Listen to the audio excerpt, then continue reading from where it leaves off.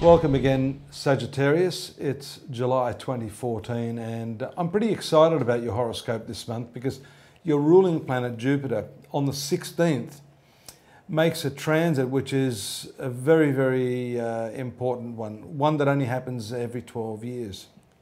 And that is that it moves to the 9th sector of your horoscope, to the sign of Leo.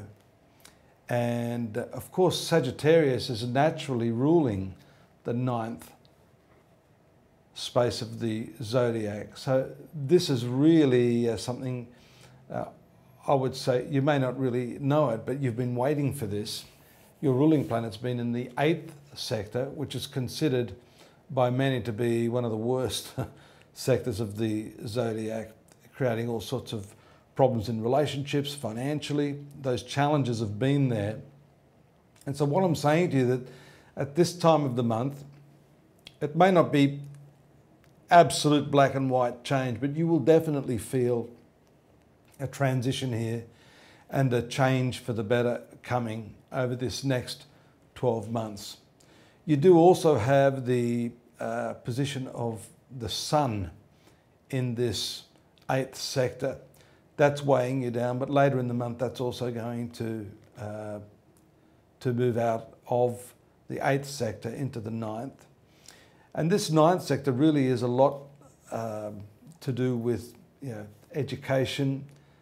I've mentioned the luck component, but just in practical terms, has a lot to do with elevating your awareness, your intellectual understanding, your cultural understanding, which is why the 9th sector of the horoscope is very strongly considered by most astrologers to be associated with long journeys and connections with foreign cultures. So for a lot of you, if you've been waiting for that world trip, this coming 12 months could be the time when that starts to happen. We see Venus moving into the 8th sector on the 19th. So you're still not completely free from this rather harrowing shared resources sector, and that's a bit of a bummer, but suffice to say that these are quicker moving planets, and so the overriding factor there would be your ruling planet moving to the 9th. So that's going to really keep things on a good even keel for you. Just a couple of other aspects there towards the end of the month that I think are also fairly significant. Again in the 8th house, Mercury, which is in opposition to Pluto. That's exact on the 22nd. So leading up to that date, we do see some problems, I think, with money. This could be sort of issues of power surrounding money. There's nothing worse, for example, than being in a relationship where one or the other partner wants to dominate and control the issues of finance. Hopefully you don't have that situation and you're able to find some sort of conciliatory tone where you both have an equal say in the way the money is spent. And that also goes for business partnerships, where one of you may be dominating that financial landscape. The other person may not feel completely comfortable with the way you're handling things, or vice versa. If that's the case and you're not happy with the way finances are being managed, and this could also have to do with the type of people you hire to do work for you in that sense. For example, accountants, treasurers, people that work in your business that are handling that. For some of you that aren't in business, then it could be some sort of manipulation over your hours or the way that you work.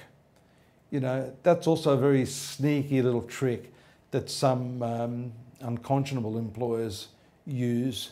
They basically say, I'm going to pay you X dollars, but they forget to mention that you're going to be working 100 hours a week. So of course your hourly rate drops significantly.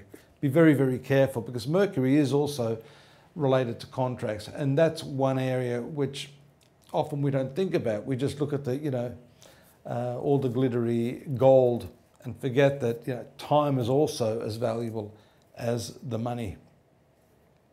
And that's also highlighted to Sagittarius by the transit of Mars into the 12th house around the 26th.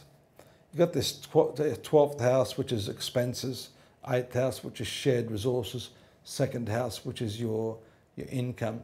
So I see there's a lot of murky sort of energy there, very fuzzy around the edges. You need a lot of clarity on that.